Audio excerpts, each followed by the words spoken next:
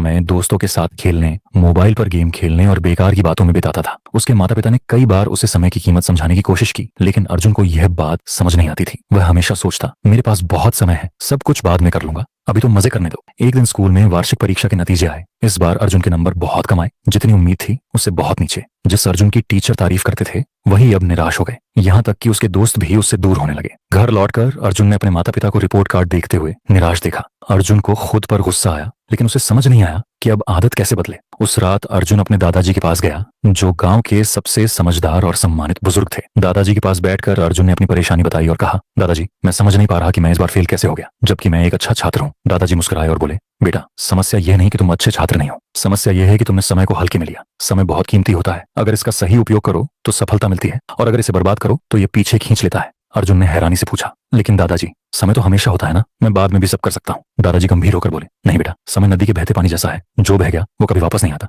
चलो मैं तुम्हें एक कहानी सुनाता हूँ, जिससे तुम्हें समय की कीमत समझ में आएगी। दादाजी ने कहानी शुरू की। बहुत समय पहले विक्रम नाम का एक शक्तिशाली राजा था। उसके पास बहुत धन दौलत, भव्य महल और ढेरों नौकर थे, लेकिन उसे भी समय बर्बाद करने की आदत थी। वह देर से उठता, दरबार की जगह दोस्तों के साथ समय बिताता और हर काम कल पर टाल देता। एक दिन एक साधु उसके दरबार में आया और बोला, राजा जी, आपके पास सब कुछ है, लेकिन आप अपनी सबसे कीमती चीज समय को बर्बाद कर रहे हैं। अगर आपने इसे सही से नहीं अपनाया तो एक दिन आपको पछताना पड़ेगा। राजा हंसते हुए बोला, मेरे पास बहुत समय है, मैं जब चाहूं तब कर सकता हूँ। साधु ने चेतावनी दी, समय को हल्के में मत लो, ये सबसे बड़े राजाओं को भी बर्बाद कर सकता है। लेकिन राजा ने बात नहीं मानी। सालों बीत गए, राजा बूढ़ा हो गया, उसका स्वास्थ्य बिगड़ गया, सेना हारने लगी और जनता का विश्वास भी खो गया। तब राजा को समझ आया कि उसने अपना समय बेकार की चीजों में गंवा दिया। वह उस साधु को ढूंढने निकला, लेकिन वह कहीं नहीं मिला। अब राजा को पछतावा हुआ, लेकिन तब तक बहुत देर हो चुकी थी। उसने समझा कि असली खजाना तो समय है। ये कहानी सुनकर अर्जुन सोच में पड़ गया। उसे पहली बार महसूस हुआ कि उसने कितना कीमती समय बर्बाद कर दिया। उसने पूछा, दादाजी, क्या मैं अब भी अपना जीवन बदल सकता हूँ? दादाजी मुस्कुराकर बोले, बिल्कुल बेटा, समय का चक्कर कभी रुकता नहीं। अगर आज से तुम समय का सही उपयोग करना शुरू करो तो तुम्हें सफल होने से कोई नहीं रोक सकता। लेकिन याद रखना,